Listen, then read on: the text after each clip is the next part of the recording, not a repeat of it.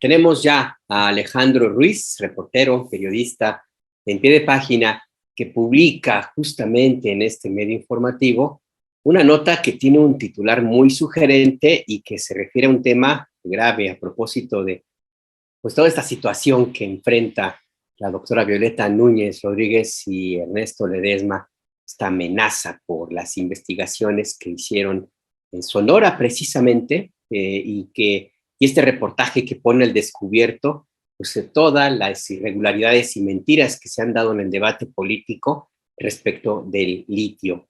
Y la nota que publicas, Alejandro Ruiz, bienvenido a Momentum, es esta, se llama Cuando la tierra sangra, minería y violencia en Sonora. Cuando la tierra sangra. ¿De qué se trata, Alejandro? Buenos días, bienvenido. Buenos días, Alberto. Buenos días a la audiencia de Momentum y de Rompimiento. Pues efectivamente, digamos, lo que hemos estado observando en los últimos años, décadas, a raíz justamente de que se comienzan a implementar estas concesiones mineras y se empiezan a explotar los minerales en esta región del país que es Sonora, vemos pues que ha incrementado la presencia de grupos paramilitares, no se les puede llamar de otra forma, en esta región, ¿no? Y esto, digamos, ha acarreado consigo toda una serie de fenómenos de violencia, de criminalidad, de delincuencia en contra de las poblaciones que ahí viven y que en algún momento se organizan para, digamos, frenar los impactos de la minería en sus territorios.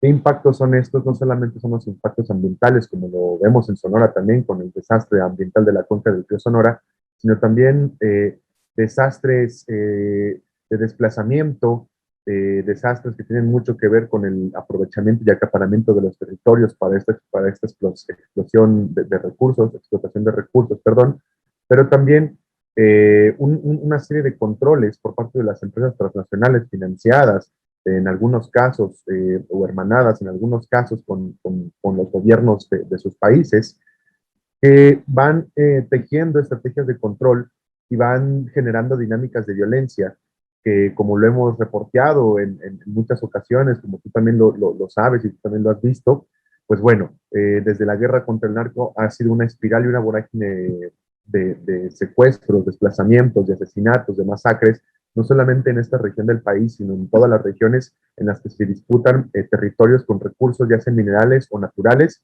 que son disponibles para que puedan ser aprovechados por estas empresas transnacionales. Perdón, el síndrome pie de página, mi querido Alejandro, el micrófono en silencio.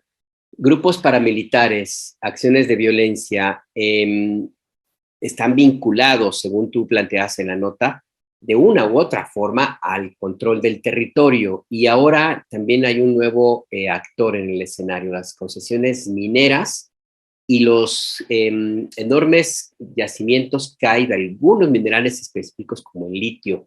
Pero no solamente eso, hay otros elementos más que juegan alrededor. Amplíanos un poco más sobre este tema. La violencia también y de estos grupos también impacta inclusive la vida cotidiana de pueblos enteros. El pueblo yaqui es uno de ellos, ¿no? Ellos han, además del acoso histórico, pues en los últimos años han sufrido también la violencia en algunos de sus miembros del pueblo yaqui que han sido víctimas de violencia por defender su territorio, Alejandro. Claro, como lo comentas, la tribu yaqui es un ejemplo claro de estas dinámicas de violencia que pueden pasar en Sonora. Justamente en el reportaje que publicamos hoy en pie de página hay una entrevista con un sociólogo y que también es originario de la tribu yaqui, que se llama Jano Valenzuela, que él arroja un dato muy interesante, ¿no? El 54.6% de los homicidios de 2021 en Sonora se concentraron en la región de la tribu yaqui, por ejemplo. ¿No? Disputa desde hace muchos años, no solamente por, digamos, perdón, no solamente por los recursos naturales que ahí tienen, que es el agua, sino también por proyectos de gasoductos que vienen desde la época de Enrique Peña Nieto y que hoy con el plan de justicia yaqui, digamos que no se logra aún pacificar la región porque hay disputas internas y se traducen también en estos homicidios, en esta alta tasa de homicidios. Es decir, En esta región de donde se asienta la tribu Yaqui, que es la región costa sur de Sonora, se concentra más de la mitad o poco más de la mitad. Uy, se está congelando tu señal, Alejandro, y parece que si te parece, Alejandro, apagar tu cámara para aprovechar mejor el ancho de banda de tu teléfono y a ver si tenemos mejor comunicación y a ver si de esta manera te escuchamos. ¿Estás ahí, Alejandro? Sí, sí, sí, sí. ¿Me escuchan? Ah, sí, sí, ahora sí, adelante. Nos hablabas un poco el impacto en el pueblo yaqui de la violencia justo por las grupos que tratan de controlar el territorio. Sí. Claro. Digamos, en el reportaje que publicamos hoy en pie de página, hay una entrevista con un sociólogo originario de la tribu Yaqui que se llama Jano Valenzuela, y él arroja un dato muy interesante para dimensionar esta problemática de violencia en los territorios donde se disputan recursos naturales, ¿no? Concretamente, él hablaba de un dato de que en 2021, 54.6% de los homicidios totales en Sonora ocurrieron en la región de la tribu Yaqui, ¿no? Una región que, como bien lo sabemos, está en disputa desde la época de Enrique Peña Nieto, con el gasoducto que pretendía llevar, o el gasoducto que conectaba hacia Agua Prieta, Sonora, para justamente llevar este recurso, pero también por la disputa del agua, los sistemas de riego, la agroindustria, que también está muy, muy fuerte en esta región del país, y que bueno, hay una disputa total o una disputa generalizada por los recursos que se ha traducido en la desaparición, en el asesinato y en el encarcelamiento de dirigentes o personas de las comunidades que, digamos, se oponen a estos proyectos. Ahora, los mecanismos concretos con los que operan esto no es, digamos, la clásica forma que estamos acostumbrados a ver en otros lados del país, como el uso de la policía o de la fuerza estatal. No, como son capitales privados, esto también lo señala Jano Valenzuela, muchas de las veces se hacen alianzas entre estos mismos capitales, y recordemos que el crimen organizado es una empresa, o sea, es un consorcio económico, pues, que se mueve en la ilegalidad, ya sea a través del tráfico de personas, sea a través del tráfico de drogas u otro tipo de actividades ilícitas, genera capital y tiene negocios e intereses muy específicos en las regiones, ¿no? Entonces, no es sorprendente, o no debería sorprendernos justamente, de que las empresas transnacionales que tienen intereses específicos por los recursos de los territorios se alíen de una u otra forma con estas estructuras criminales que, como lo sabemos, desde 2006 han adquirido un carácter en algunos lados del país paramilitar, ¿no? Es decir, grupos armados que pretenden controlar el territorio, y que no es específico o exclusivo este fenómeno en Sonora. Lo hemos visto en Guerrero también, con todos los desplazados que hay a partir de los conflictos en la región donde hay oro, y también en la región donde se siembra la amapola.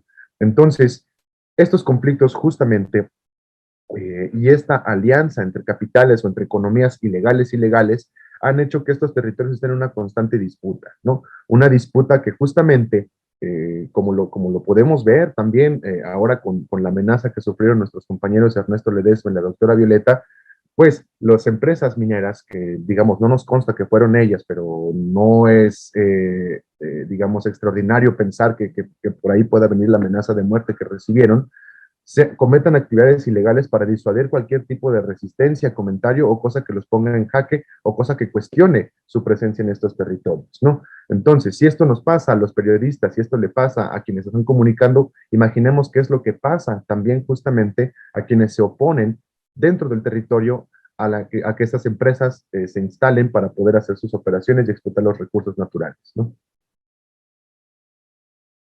Hay una parte de tu reportaje que me parece puntual. Bueno, hay varias, pues, pero una de ellas tiene que ver, por supuesto, con la participación de políticos, empresarios, no solamente de Sonora, sino a nivel nacional, en el interés del control del territorio, que es rico en recursos naturales, en este caso la minería. Pero además hay un elemento, un actor que me llama la atención y que me parece importante que nos cuentes, Alejandro. Tú le llamas el factor, déjame ver cómo es que, la conexión norteamericana. Y hablas básicamente de personajes del Partido Demócrata que ahora están de nuevo en el poder. No solamente es John Kerry, sino el grupo político al cual pertenece John Kerry y también Joe Biden, que es el de los Clinton, pues. Cuéntanos un poco la conexión norteamericana. ¿Qué tienen que ver los estadounidenses, los Clinton, John Kerry, hasta Joe Biden, en este tema que hablamos en Sonora? Claro, pues bueno, el papel de los Clinton, digamos, es evidente que tienen intereses en el sector energético de nuestro país y en varios sectores estratégicos de México, desde la firma del Tratado de Libre Comercio en 1993, ¿no? Recordemos que fue justamente Clinton quien promovió y quien firmó este Tratado de Libre Comercio y quien impulsó también, a partir de eso, las reformas legales que se hicieron durante el periodo de Salinas de Gortari, pero que profundizaron también los sucesores de este señor. Y que fueron justamente devastando y desestructurando la constitución política del país para poder, digamos, crear el marco jurídico que permitiera la entrada de capitales extranjeros en estos sectores, ¿no? No solamente fue el tema en aquel momento de los fondos de la banca o la privatización de algunas empresas como los teléfonos de México o la Banca Nacional, sino también fue la apertura a las concesiones mineras, ¿no? O sea, la actual ley minera que tenemos es producto justamente de estas relaciones y esta diplomacia que se entretejía entre Bill Clinton y los sectores del salinato o del priismo de aquella época. Ahora, por mencionar un dato, pues, o sea, a partir de la firma del Tratado de Libre Comercio hasta la fecha tenemos 25,000 concesiones mineras en todo el país, ¿no? El presidente Andrés Manuel López Obrador no ha otorgado nuevas concesiones mineras, pero tampoco ha quitado o ha eliminado las que ya existían antes, ¿no? Entonces tenemos esta ocupación del territorio que no me parece que se pueda llamar de otra forma a partir de estas intervenciones extranjeras.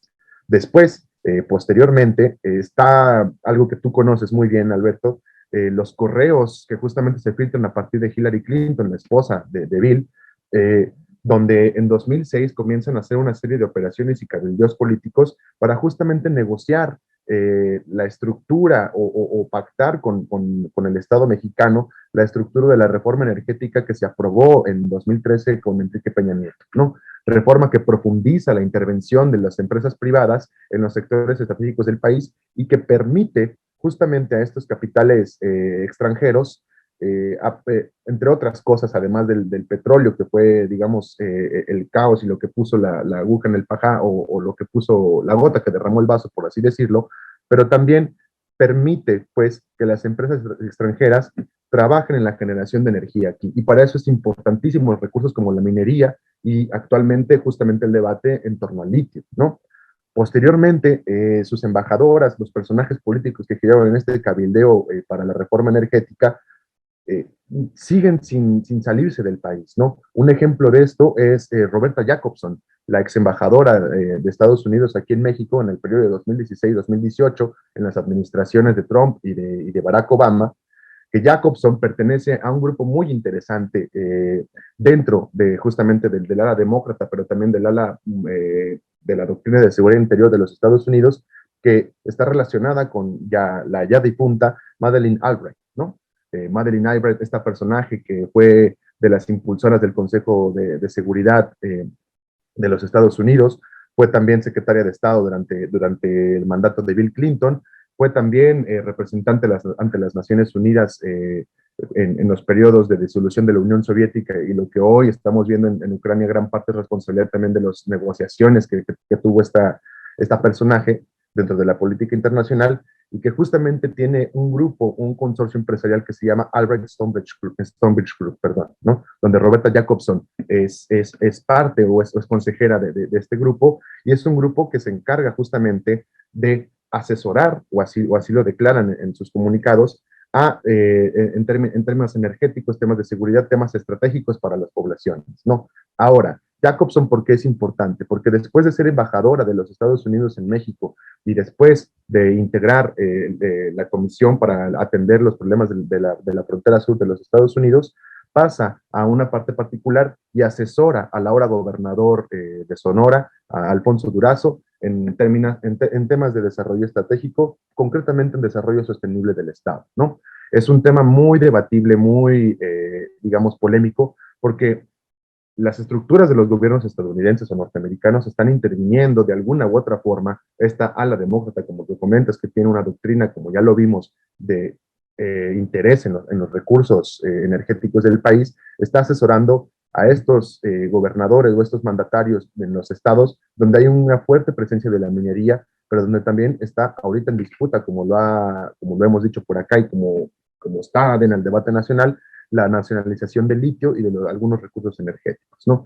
Entonces, mucho de esto, de esta propaganda que luego saca la Cámara Nacional de Minería y otros más, diciendo que no hay, que sí hay, y oponiéndose a la reforma energética, puede intuirse más, no creo que haya alguien que tenga como la prueba concreta de afirmar que es una relación directa, pero puede intuirse que es un mismo discurso, una misma narrativa que se ha entretejido por los gobiernos que tienen intereses empresariales dentro del territorio nacional y con los recursos estratégicos del país.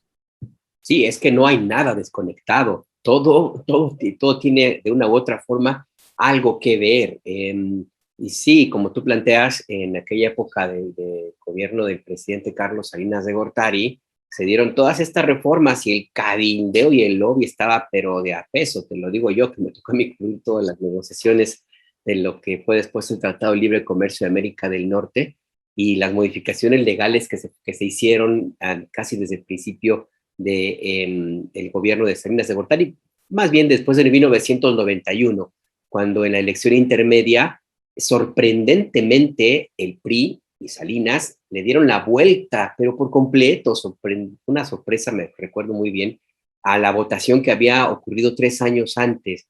En el 88, Salinas perdió. Este cuate usurpó el poder, pues, perdió frente al ingeniero Cárdenas. La votación fue mayoritaria hacia el ingeniero Cuauhtémoc Cárdenas, pero 3 años después ocurrió totalmente lo contrario. La votación fue totalmente en contra del movimiento cardenista y de lo que ya en ese entonces era el PRD.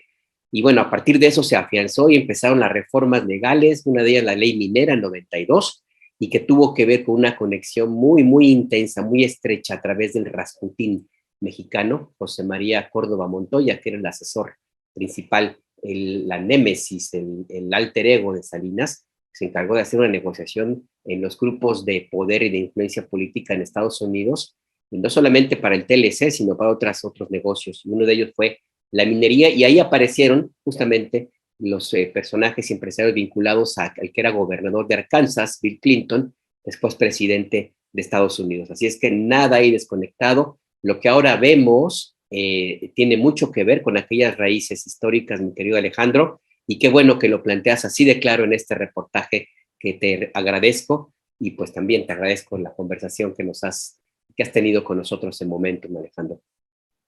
Muchas gracias, Alberto, muchas gracias también a la audiencia. Y sí, creo que es importante ampliar el debate, ¿no? Ampliar el debate en torno a la reforma energética que hay que impulsar porque es una acción de soberanía, pero también hay que cuestionar qué límites y qué actores hay y no, digamos, no quedarnos en el discurso dicotómico que muchas de las veces no genera, digamos, propuestas, ¿no? Y no genera una problematización de la realidad. Y creo que para eso estamos y es el papel que tenemos que estar fungiendo. Así es, Alejandro. Y por lo pronto, para empezar bien, hay que leer tu reportaje en pie de página, Cuando la tierra sangra, minería y violencia en Sonora.